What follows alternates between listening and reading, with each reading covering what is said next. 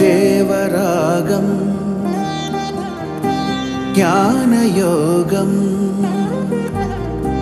వ్యాసపీఠం బహువేదశాస్త్రం బోధామృతహిత శ్రీమన్నారాయణం శివగౌరీ సంభాషిత సకల పురాణం అష్టాక్షరి పంచాక్షరి మంత్రావరణం అఖిల దేవతా సంస్తుతి పారాయణం జయమంగళకరమీ ప్రవచన శ్రవణం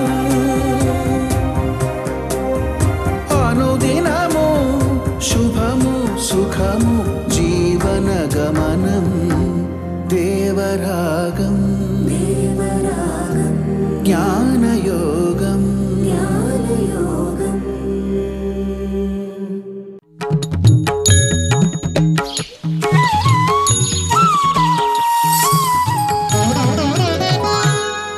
ఆపదామపహర్తారం దాతారం సర్వసంపదాం లోకాభిరామం శ్రీరామం భూయో భూయో నమామ్యహం. జై శ్రీమన్నారాయణ. ప్రియ భగవద్బంధువులారా, బాగుపడదలిచిన మనిషికి బాగు చేసే పదార్థ సేకరణ, వినియోగము, ఇవి రెండు అవసరం. మనని బాగు చేసే వాటిల్లో మొట్టమొదటిది తిండి. పాడు చేసే వాటిలో కూడా మొదటిది తిండి. నాల్క, ఇదొక్కటి చాలా ప్రమాదకరమైందని చెప్పారు. దీన్ని మనం కంట్రోల్ చేస్తే అన్నీ కంట్రోల్ అయినట్టే. జితం సర్వం జితే రసే అంటారనమాట. నాల్కని తృప్తి పరుచుకోలేక దీనికోసం పడే పాటలతోటి యుగ యుగాల జీవితాన్ని మనిషి కోల్పోతున్నాడు అంటారు. దీన్ని కనుక మనం జాగ్రత్తగా వినియోగించుకోగలిగితే అసలు మన భవిష్యత్తును అంతటినీ కూడా మార్చేసుకోవచ్చండి. కానీ దీన్ని కంట్రోల్ చేసుకోలేక దీన్ని తృప్తిపరచడం కోసం చేసేటటువంటి రకరకాల పనుల వల్ల, రకరకాల ఆయాసాల వల్ల ఎన్నో పాడు పనులు చేస్తాం, ఎన్నో రకాలైనటువంటి కష్టాలు ఇతరులకి కలిగిస్తాం, మనం కలిగించుకుంటాం, వాటన్నిటినీ సహిస్తాం. కానీ ఈ ఒక్క దీన్ని మనం సహించగలిగితే అసలు ప్రపంచంలో అన్ని కష్టాలు సహించాల్సినటువంటి అవసరం రానే రాదయ్యా అంటాడు. ఇది ఒక్కదాన్ని మనం సాధించుకోగలిగితే సాధించవచ్చు, అంత కష్టమేం కాదు నిజానికి. కానీ దాని మీద మనం రుచి పెట్టం. అంటే మనిషికి రుచులను తగ్గించాడు అనుకోండి, అంటే ఉప్పు తగ్గించాడు అనుకోండి, పులుపు తగ్గించాడు అనుకోండి, కాస్త కారం తగ్గించాడు అనుకోండి, ప్రమాదం అయితే ఏం లేదు. ఏదో తిండి అవసరం కనుక తినాలి, శరీరం పోషణ జరగాలి, జరుగుతుంది. అది లేకపోయినా జరుగుతుంది. కానీ ఏమో అవి లేకపోతే నేను ఏమైపోతాను అనే బెంగ వీడికి అనవసరమైనవన్నీ కూడా తినేసి వాటితోటి శరీరాన్ని కలుషితం చేసుకోవడం, తద్వారా మనస్సుని కలుషితం చేసుకోవడం, బుద్ధిని కలుషితం చేసుకోవడం, చివరికి మళ్ళీ ఈ ప్రపంచపు జీవన చక్రంలో వాడు తనని తాను గుర్తించవీలు కాని స్థితిలోకి దిగజారిపోవడము, ఇలాంటివన్నీ ఏర్పడుతుంటాయి. వాటిని ఈ ఒక్క నాలుకని బాగు చేసుకోగలిగితే ఇంతవరకు పేరుకున్నటువంటి కర్మలు అన్నిటిని మొత్తం తొలగించేసుకుని వాడు బాగుపడిపోవచ్చండి ఒక మానవ జన్మలో. అందుకోసం నాలుక చాలా ప్రమాదకరమైంది, నిజంగా చాలా ఉపయోగకరమైంది కూడా అంటారు. వాడుకుంటే ఉపయోగకరమైనది అవుతుంది, వాడుకోకపోతే భయంకరమైనది అవుతుంది, ప్రమాదకరమైనది అవుతుంది. నాలుగుతో చేసే రెండో పని మాట్లాడడం కదండి, అది కూడా అంతే. మాట్లాడడం కనుక మంచి మాట్లాడాం అనుకోండి అందరికీ ఆనందం, చెడు మాట్లాడితే అందరికీ కష్టం. అందరికీ కష్టం కలిగితే అది నీకు కష్టం, అందరికీ ఆనందం కలిగితే నీకు ఆనందం. మాట అలానే తిండి కూడా. కనుక తిండి కూడా మంచిగా తిను, సాత్విక ఆహారాలు తీసుకో. మిగతా ఉండేటటువంటి నిన్ను ప్రలోభాలకి గురి చేసేటటువంటివి కొంచెం తగ్గించే ప్రయత్నం చేయి. పూర్తిగా మానేయగలిగితే బెస్ట్ థింగ్. కానీ ఆ స్థితికి చేరడానికి ముందర కొద్ది కొద్దిగా తగ్గించే ప్రయత్నం చేయి. ఇది మనం చేయాల్సింది. ఆ చేసే దాంట్లో కూడా మంచివి సెలెక్ట్ చేసుకుని వాటికి కూడా మితాహారము ఇది చాలా అవసరం. మనకి శాస్త్రంలో తీసుకునేటువంటి ఆహారంలో అంటే మన పొట్టని గురించి వాళ్ళు జీర్ణాశయాన్ని గురించి చెబుతూ ఇందులో సగభాగం ఘన పదార్థంతో నింపాలి. ఆ సగభాగం కాదు, ఆ 1/4 ఘన పదార్థంతో నింపుము, ఇంకొక 1/4 ద్రవ పదార్థంతో నింపుము, మరి ఇంకొక 1/4 అంటే 3వ భాగం గాలి ఆడడానికి అట్టేపెట్టు. ఆ గాలి తిరగడానికి మిగతా పావు భాగాన్ని ఖాళీగానే అట్టేపెట్టు ఎప్పుడు కూడా. అంటే ఖాళీ ఒక భాగం, గాలి ఒక భాగం, ద్రవం ఒక భాగం, ఘనం ఒక భాగం. మొత్తం ఉన్నదాన్ని 4 భాగాలు చేస్తే 4 ఛాంబర్స్ 4 ఉండాలి. ఉన్నట్టయితే నీకు బాగుంటుంది. అంతే తప్ప ఏదో తద్దినం భోజనం చేసినట్టుగా శుభ్రంగా 4 కూరలు, 4 పచ్చళ్ళు, వడలు, పాయసం, ఇంకా ఏవేవి చేయగలిగితే మొత్తం అన్నీ చేసేసి శుభ్రంగా లోపలికి ఇలా వేలు పెడితే అందేటట్టుగా తినేస్తే వాడికి ఏం చేయగలుగుతాడు వాడు? తమాషాకి చెప్తారు. పాపం ఆయన అలా తినేసి ఇంకా ఆయాసం వస్తుంది పాపం వాడికి. తడిగుడ్డ తీసి ఒంటి మీద వేసుకున్నాడు, పాపం వేసుకున్నాడు, ఫ్యాన్ వేసుకున్నాడు, దాని కింద పడుకున్నాడు. అలా ఆయాసపడుతున్నాడు వాడు. పాపం చూశాడు పక్కన ఇంకో ఆయన, చూసి వాడికి సలహా ఇద్దామనిపించింది. ఒరేయ్, జీలకర్రపాయ ఒకటి నోట్లో వేసుకోరా, కాస్త త్వరగా లోపల ఉండేదితో జీర్ణం అవుతుంది, కాస్త నీకు ఆయాసం తగ్గుతుంది. వీడి ఒళ్ళు మండిందండి. వీడికి యాదవాయ్ జీలకర్రపాయ దిగేపాటి ఖాళీ ఉంటే అందులో ఇంకో 4 వడలే పంపించేవాడిని లోపల. వాడు ఏం ఖాళీ అట్టే పెట్టలేదు లోపల, మొత్తం అంతా నింపేశాడు వాడు. ఉండకూడదు అట్లాగా. ఒక పావు భాగం ఏమీ నింపకూడదు, ఎప్పుడు దాన్ని ఖాళీగా అట్టే పెట్టాలి. ఒక పావు భాగంలో ద్రవమే ఉండాలి, ఒక పావు భాగంలో గాలే ఉండాలి. అంటే ఈ గాలి అన్నిటినీ కూడా మళ్ళీ సర్క్యులేట్ చేయించాలి కదా. ద్రవం ఉంటే కానీ ఘన పదార్థానికి మొబిలిటీ ఏర్పడదు కదా. చేత పావు భాగం ఘన పదార్థం అయితే, పావు భాగం ద్రవ పదార్థం అయితే, పావు భాగం గాలి అయితే, ఓ పావు భాగం ఖాళీ ఉండాలి. ఇవన్నీ కూడా తిరగడానికి వీలుగాను. అలా ఆహారం తినడం మంచిది. ఇది మనకి బేసిక్ ఆరోగ్య సూత్రం, ఫండమెంటల్స్ అంటాం అన్నమాట. ఇలా ఉండగలిగితే వాడికి దలుచుకున్నటువంటి పనులు ఉపద్రవం లేకుండా చేసుకోగలుగుతాడు, నిరుపద్రవంగా చేసుకోగలుగుతాడు. ఇది మనకి 16వ శ్లోకంలో కృష్ణుడు చెప్పాడు 6వ అధ్యాయంలో. 17వ శ్లోకం కూడా అదే విషయాన్ని కొంచెం ఆయన మళ్ళీ స్పష్టపరుస్తాడు. అయితే ఇంకొంచెం క్లారిటీ వచ్చేట్టుగా చెప్తాడు. మొట్టమొదటి ఏం చెప్పాడు? అతి తిండి వద్దు, అనశనం వద్దు. అనశనం అంటే తిండి మానేయడం, అది కూడా వద్దు. అతి మొద్దు నిద్ర వద్దు, నిద్ర మానేసి ఉంటాను అది కూడా పనికిరాదు, వద్దు. ఇది చెప్పాడు ఆయన. మరి అది వ్యతిరేకంలో చెప్పాడు ఆయన.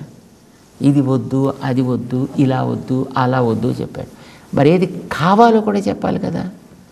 17వ శ్లోకంలో ఆ మాట చెప్తున్నాడు అన్నమాట. యుక్తాహార విహారస్య యుక్తచేష్టస్య కర్మసు యుక్త స్వప్న అవబోధస్య యోగో భవతి దుఃఖః. దుఃఖం పోగొట్టేది అని అర్థం. క్లేశరహితంగా ఉండేటటువంటి జీవితం సాగాలి మనకి. మన క్లేశాలన్నీ పోవాలంటే ఏం చేయాలి? అన్నిటికీ యుక్త పెట్టాడు. యుక్తం అంటే తగినంత అని అర్థం. Moderate, be moderate in everything. మన వాళ్ళు చిన్నప్పటి నుంచి చెప్పుకునేటువంటి ఒక లోకోక్తి మనందరికీ వచ్చును. అతి సర్వత్రా వర్జయేత్. వాడికి సంస్కృతం రాకపోవచ్చు, కానీ ఇలాంటివి కొన్ని వచ్చి ఉంటాయి. అతి సర్వత్ర వర్జయేత్ అంటే హద్దు మీరి ఏది చేయకయా. మంచి పనైనా హద్దు మీరి చేయకూడదండి. ఇప్పుడు నేలలో, ఇసుక నేలలో మన నీళ్ళు పోస్తాం అనుకోండి, నీళ్ళని పీల్చేసుకుంటుంది. అది పీల్చేసుకుంటుంది కదా అని ఇంకా పోసేసి అనుకోండి, అతి ఏమవుతున్నప్పుడు ఇంతవరకు నీటిని పీల్చుకున్న ఇసుక కాస్త శుభ్రంగా కొట్టుకుపోవడం ప్రారంభిస్తుంది. ఇసుకంతా మొత్తం కాడేపు. తమాషా చూసారా? పీల్చుకునే యోగ్యత ఉండేటటువంటి అదే స్థాయిలో ఉంటే పీల్చుకుంటుంది, స్థాయి దాటితే తన స్వరూపాన్ని కోల్పోతుంది. నిప్పుని నీరు ఆరుస్తుంది కదా, నీటితోటి నిప్పు మీద వేస్తే ఏమవుతుంది? నిప్పు చల్లారిపోవాలి. కానీ నిప్పు స్థాయిని మించి ఉంటే, నీటికి కంటే మించినటువంటిది నిప్పు ఉందనుకోండి, ఏమవుతుంది? నీరు నిప్పును ఆరుస్తుందా? అందులోకి వెళ్ళి పడగానే శుభ్రంగా మొత్తం ఆ నీటి బిందువులన్నీ ఆవిరైపోతాయి అంతే. అదేమిటండి, నీరు నిప్పుని ఆర్చాలి, కానీ నిప్పు ఎక్కడ నీరుని ఆరుస్తుందా? ఇది తెలివి తక్కువ మాట అంటాను. పాపం వాడికి తెలియదు, వాడికి ప్రపంచమే తెలియదు అని అర్థం. నిప్పు నీటిని ఆర్చగలిగినది, నీరు కూడా నిప్పుని ఆర్చగలిగినది. కానీ అది నీరు అధికంగా ఉన్నప్పుడు అది నిప్పుని ఆర్చేస్తుంది. నిప్పు అధికంగా ఉన్నప్పుడు నీటిని ఆర్చేస్తుంది. మట్టి అధికంగా ఉన్నప్పుడు నీటిని పీల్చేస్తుంది. నీరు అధికంగా ఉన్నప్పుడు మట్టిని శుభ్రంగా కొట్టుకుపోయేటట్టు చేస్తుంది కదా. గాలి మామూలుగా ఉంటే నిప్పు అధికంగా ఉండేటప్పుడు గాలి వేడెక్కిపోతుంది. కానీ గాలి అధికంగా ఉండేటప్పుడు నిప్పుని ఆర్పి పారేస్తుంది. తమాషా చూసాం మనం. ఏదైనా దాని యొక్క క్రమంలో అది ఉండేటప్పుడు తన ప్రభావాన్ని చూపించగలుగుతుంది తప్ప అది స్థాయికి మించితే తన స్వరూపాన్ని కోల్పోతుంది. ఇది మనం జ్ఞాపకం పెట్టుకోవాల్సింది. అది ఏదైనా కావచ్చు, దీన్ని మనం ఎక్కడైనా అప్లై చేసుకోవచ్చు. ఆహారమైనా అంతే. ఇప్పుడు లోపల ఉండేటువంటి జఠర అగ్ని అని అంటాం కదా, మన లోపల ఆకలికి పేరు జఠర అగ్ని అంటారు దాన్ని. ఈ జఠరాగ్నికి తగిన మోతాదులో మనం ఆహారాన్ని వేస్తే, వేయవలసినంత వేస్తే ఈ ఆహారం జాగ్రత్తగా దాంట్లో పచనం అవుతుంది. డైజెషన్ అంటాం కదా మనం, ఇది పచనం అవుతుంది. అంటే ఆ లోపల ఉండేటువంటి అగ్ని తనలో చేరినటువంటి ఆహారాన్ని చక్కగా అరిగిపోయేటట్టు చేయగలుగుతుంది. కానీ అదే ఈ మండేటటువంటి నిప్పు ఎంత ఉందనుకోండి, ఆహారం పట్టుకొచ్చి ఓ టన్ను దాని మీద వేసేసామనుకోండి, నిప్పు నిజానికి ఉడికించగలిగిందే ఆహారాన్ని, కానీ ఓ టన్ను పట్టుకొచ్చి దాని మీద వేస్తే ఏం చేయలేదు. దీన్ని వేదం చెప్పిందండి. ఇది మనకి ప్రాక్టికల్, కానీ ఇది వేదం చెప్పాల్సి వచ్చింది మనకి. అదే ఛాందోగ్య ఉపనిషత్తులో చెప్పారు. ఛాందోగ్య ఉపనిషత్తులో 6వ ప్రపాఠకం అని ఒకటి ఉంది. పిల్లవాడికి శ్వేతకేతు అనేది పేరు. వాళ్ళ తండ్రి ఉద్దాలకుడు అంటారు, ఆయన ఆరుణి అని అంటారు. ఆయన ఉపదేశం చేస్తున్నాడు. ఆ ఉపదేశం చేస్తూ ఈ విషయాన్ని చెప్తాడనమాట. ఆయన మన మనస్సు అనేది ఒక నిప్పు లాంటిది, ఇది వెలుగుతోంది. అది ఆహారం మీద ఒక పరీక్ష చేయించాడు ఆయన. సరే, ఆ పరీక్ష అయిపోయింది. దాన్ని నిరూపణ చేస్తూ చెప్పిన మాట అనమాట అండి. నువ్వు గతంలో అడిగిందేదో అడిగినట్టు కథగా చెప్పగలిగేవాడివి. 15 రోజులు నువ్వు ఆహారం మాని వచ్చిన తర్వాత ఏది అడిగినా నువ్వు చెప్పలేకపోతున్నావు. కారణం ఏంటో ఆలోచించగలవా అంటే తెలియదు నాన్న అన్నాడు ఆయన. చెప్పాడు ఈయన తండ్రి గారు అప్పుడు దానికి. ఎందుకనంటే నీ మనస్సు అనేది ఒక నిప్పు కణం లాంటిది. ఇప్పుడు ఈ నిప్పు కణం వెలుగుతోంది. ఈ నిప్పు కణాన్ని బాగా పెంచాలి. పెంచాలంటే ఎలా పెంచుతావు నిప్పుని? మనవాళ్ళు చూడండి, యజ్ఞాలు యాగాలు చేసేటప్పుడు అరణి మంధనమని అగ్నిని పుట్టించే ఒక ప్రాసెస్ చేస్తారు. కింద ఒక కర్ర పెట్టి, మధ్యలో ఒక కర్ర పెట్టి, దానిపైన ఒక కర్రతో పట్టుకుని ఇటు ఒకడు అటొకడు కూర్చుని దానికి ఒక తాడు చుట్టి దాన్ని చిలికినట్టుగా ఇటు అటు తిప్పుతారు. కొంతసేపటికి క్రమంగా అందులోంచి అగ్ని వస్తుంది. కానీ ఇంతే అగ్ని వస్తుంది. ఇంత అగ్నిని బ్రహ్మాండమైనటువంటి వాళ్ళ హోమాలు చేసుకోవడానికి మంచి అంత ఎత్తు మంట మండేటట్టుగా ఒక కొండ ఉంటే ఒక కొండ, 1000 కుండాలు ఉంటే 1000 కుండాల్లోకి దాన్ని మెల్లిగా విస్తరింపజేస్తారు. ఏదైనా ఒక చిన్న పళ్ళెంలో చిన్న చిన్న కాస్త ఈ పీచు లాంటిది పెట్టుకుని పిడికలు లాంటివి కొద్దిగా చిన్నవి చేసి దానిపైన చిన్న చిన్న పుల్లలు పెట్టి దాన్ని మంచి జాగ్రత్తగా ఉపయోగించుకుంటే అది పెరగచ్చు. కానీ ఇంతింత కట్టెలు పట్టి ఒకసారి దాని మీద నీరుగా బారిస్తే ఆరిపోయినట్టుగా వేదాలు లాంటివి నిన్ను అడగడం చేత ఆ సూక్ష్మంగా మిగిలినటువంటి మనస్సు పనిచేయక నువ్వు చెప్పలేకపోయావు. తర్వాత నీకేం చెప్పా?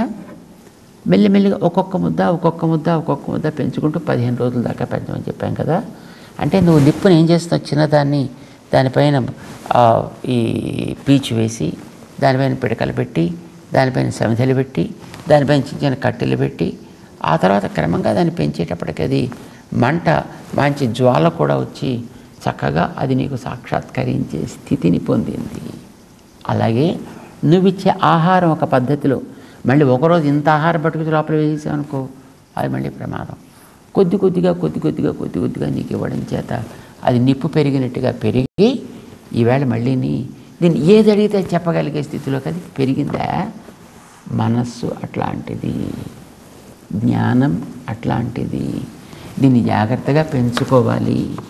అందుకే ఆహారం ప్రధానం. చేత యుక్తాహార విహారస్య చేత నువ్వు ఆహారం కానీ విహారం కానీ వ్యవహారం కానీ, వ్యవహారం అంటే మాట్లాడే తీరు, విహారం అంటే సంచరించే తీరు, ఆహారం అంటే తినే పద్ధతి. ఆహార విహార వ్యవహారములు అని అంటుంటాం. ఇవన్నీ మోడరేట్గా ఉండేట్టు చూసుకో. మన వాళ్ళు అందుకోసమనే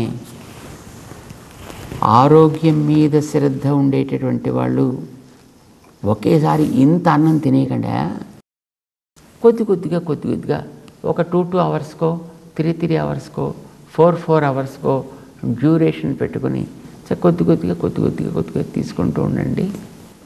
ఈ డ్యూరేషన్లో తీసుకున్న ఆహారం అరిగిపోతే అప్పుడు మళ్ళీ నువ్వు కొత్త ఆహారం ఇస్తే మళ్ళీ దానికి మళ్ళీ త్వరగా అరిగించగలుగుతుంది, మళ్ళీ ఇంకొచ్చి ఇస్తే మళ్ళీ అరిగించగలుగుతుంది. లేకపోతే నువ్వు ఒకసారి తీసుకోవాల్సినటువంటి ఆహారం అంతటినీ వేసేసావు అనుకో.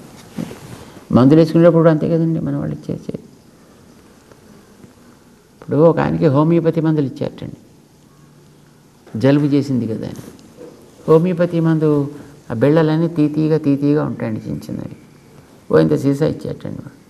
ఒరే దీన్ని తీసుకెళ్ళి చక్కగా రోజు వేసుకోవా, నువ్వు ఒక వారం రోజులు వేసుకోవాలి, నేను పొద్దున్న డోసు సాయంకాలం డోసు జాగ్రత్తగా వేసుకో అని ఇచ్చేటండి. చూసాడు వాడు ఒక్కసారి, సాయంకాలం మళ్ళీ మర్చిపోయాడు వాడు, రాత్రి ఏదో హడావుడి మర్చిపోయాడు. మర్నాడు పొద్దున మళ్ళీ వీడికి జ్ఞాపకం వచ్చింది. మధ్యాహ్నం ఎవడు జ్ఞాపకం పెట్టుకుంటాడు, ఇప్పుడంటే కూర్చున్నా కనుక జ్ఞాపకం వచ్చింది. మళ్ళీ సాయంకాలం శుభ్రంగా అన్నీ ఒకసారి వేసేసుకుంటే సరే వేసేసుకున్నాడు. మొత్తం అని ఒకసారి మిగిలిసాడు అనుకోండి, పనిచేయదు. హోమియో కనుక రియాక్షన్ ఇవ్వదు. కానీ అది ఇతర మందులు అనుకోండి, వారం రోజులు వేసుకోరా అని మందులు మాత్రలు ఇస్తే వాడికి కాస్త తిన్నది బాగా అరిగి జాగ్రత్తగా వాడికి మోషన్ అవ్వడం కోసం మందులు ఇచ్చేయండి డాక్టర్ గారు. శుభ్రంగా వారం రోజులు జాగ్రత్తగా వేసుకోయా అని ఇచ్చేయండి. వారం రోజులు ఎవడు వేసుకుంటాడు, నువ్వు ఒకసారి వేసుకున్నాడు అనుకోండి, మొత్తంలో లోపల ఉండేవన్నీ శుభ్రంగా క్లీన్ అయిపోయి వాడి లోపల ఉండేటువంటి పేగులు కూడా ఉంటాయా పోతాయా అనే స్థితిలోకి వస్తాయి. ఒక పద్ధతి, ఒక డ్యూరేషన్, ఒక క్రమం, దానికి ఏం పేరు? యుక్త. Moderate. Be moderate in your food, in your timings, in your activities, and everything becomes good if you follow this. ఇది ఒకటి ఉంటే అసలు డాక్టర్ తీసి వెళ్ళాల్సిన అవసరమే రాదు కదండి. అన్నీ బాగుంటాను, అమ్మో డాక్టర్స్ వృత్తి కాస్త పడిపోదండి అనే జాలి ఉంటే నువ్వు ఇది పాటించక్కర్లేదు. కానీ నీ మీద నీకు జాలి ఉంటే, నీ శరీరం మీద నీకు జాలి ఉంటే, నీ మనస్సు మీద నీకు జాలి ఉంటే, నీ ఇంద్రియాల మీద నీకు జాలి ఉంటే, నాయన యుక్తాహార విహారస్య యుక్తచేష్టస్య కర్మసు యుక్తస్వప్న అవబోధస్య యోగో భవతి దుఃఖః. తగినటువంటి ఆహారము, విహార తగినటువంటి తిరుగుళ్ళు, యుక్తచేష్టస్య కర్మసు తను చేసేటటువంటి పనుల్లో కూడా ఎంతెంత చేయాలి, ఎలా ఎప్పుడెప్పుడు చేయాలి, ఏది చేయాలి, వీడని తెలుసుకుని చేయాలి. అందులో కొన్ని నిషిద్ధ కర్మలు ఉంటాయి, కొన్ని కామ్యకర్మలు ఉంటాయి, వాటిని మనం పరిహరించాలి. యోగ్యమైన కర్మలేవో వాటిని మనం స్వీకరించాలి, ఆచరించాలి. యుక్తచేష్టస్య కర్మసు యుక్తస్వప్నావబోధస్య. ఇది కనుక మనం పాటించామనుకోండి, నిద్ర మీద మన కమాండ్ ఉంటుంది. 4ంటికి లేవాలి అంటే అలారం కూడా అప్పుడు అవసరం ఉండదండి. వాడికి అది అభ్యాసం చేస్తే ఆటోమేటిక్గా 4ంటికి అలవాటు, వాడికి మెలకు వచ్చేస్తుంది. అవసరం లేనప్పుడైనా ఆ టైంకి వాడికి మెలకు వస్తుంది. తర్వాత మళ్ళీ పడుకుంటే అది వేరే విషయం కావచ్చు. కానీ వాడికి ఆ సమయానికి ఆ clock of the life will be set as per his wish if he wants it or if he controls the food. ఆహారాన్ని కనుక రెగ్యులరైజ్ చేస్తే అన్నిటినీ మనం రెగ్యులరైజ్ చేసి చేయగలిగినట్లే అన్నమాట. అందుకోసమే స్వామి మొట్టమొదట నీకు దుఃఖః యోగః భవతి, దుఃఖాన్ని తొలగించగలిగే యోగము సిద్ధిస్తుంది, ఏకాగ్రత. ఇప్పుడు కావాల్సింది ఏంటి? చేసేటువంటి పనిలో ఉండాల్సినటువంటి ఏకాగ్రత, లక్ష్యాన్ని చెదరకుండా ఉండగలగడం, చేసేటటువంటి పనిలో కర్తృత్వాది భావాల్ని తన మీద ఆరోపించుకోకుండా ఉండగలగడం. 5వ అధ్యాయంతో మనం చెప్పింది అదే కదా. దీన్ని ఎక్కడైనా వదలే సన్యాసం కావాలి. సో అది ఎట్లా చేయాలి, దీన్ని ఎట్లా యజ్ఞంగా మార్చుకోవాలి, అది భగవద్ ఆరాధనగా దాన్ని ఎట్లా పరివర్తింపజేయాలి, దానికి తగ్గట్టుగా నేను ఎట్లా ఉండాలి అనేది, ఇవన్నీ బేస్డ్ ఆన్ ఫుడ్. అంచేత ఆహారం అనేది చాలా ప్రధానం. ఈవేళ మనకు అదే పెద్ద లోపం. ఎందుకంటే అన్నీ కలుషితాలే. కూరలు కలుషితం, ఆకులు కలుషితం, పువ్వులు కలుషితం, కాయలు కలుషితం, ఎరువులతోటి రకరకాల క్రిమి సంహారక రసాయనాలతోటి, వాటి పోషకాలుగా వేసేటటువంటి మరిన్ని పదార్థాలతోటి అన్నీ కలుషితం. అవి తిని ఈ జంతువులన్నీ కలుషితం. జంతువులు అంటే మనిషి కలుషితుడు. ఒకవేళ మనిషి కొన్ని జంతువులు తినడం అలవాటు ఉన్నా అవి కూడా కలుషితాలు. వాటినే మళ్ళీ వీడు ఆహారంగా తినాల్సి వస్తుంది. సైకిల్ అనేది మనం ఎంత భయంకరంగా తయారు చేసుకుంటున్నాము అనడానికి అది గుర్త. అందుకోసం ఈ మధ్యకాలంలో చాలామంది చూడండి, మాది ఎంత ఆర్గానిక్ ఫ్రూట్స్ అండి ఇది, వాళ్ళు కొన్ని పళ్ళు పట్టుకొస్తారన్నమాట మన దగ్గరికి, పళ్ళు పట్టుకొచ్చి పెడతారు. ఇవన్నీ ఆర్గానిక్ ఫ్రూట్స్ అండి, లేదా ఇవన్నీ నేచురల్గా పండించిన ఫ్రూట్స్ అండి, ఇవన్నీ ప్రకృతి వ్యవసాయంగా తయారు చేసి. దీన్ని ఎందుకు చెప్పుకోవాల్సి వస్తుంది? నిజానికి చెప్పుకోవడం అవసరం. వ్యవసాయం ప్రకృతిలో కాకపోతే ఎక్కడైనా ఆకాశంలో చేస్తారట, లేకపోతే ఎక్కడైనా స్వర్గలోకంలో చేస్తారా? నో.